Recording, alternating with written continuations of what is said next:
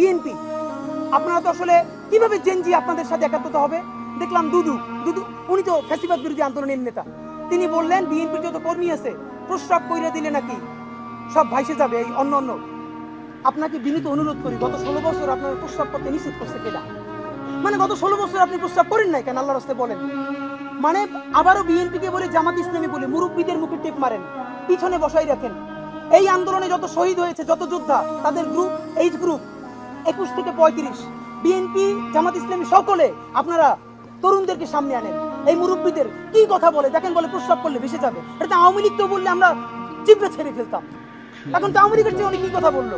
তা আপনার একটা কথা বলি, এত প্রস্রাব যখন পিটে নিয়ে 16 বছর রয়েছেন, 28 অক্টোবর 2023 পল্টনের সামনে যখন সমাবেশ হয়েছে, গ্রেনেড মারতে পারে নাই, তার আগে বুড়া নেতৃবৃন্দ মুহুর্মুহু কইরে পালাইলেন।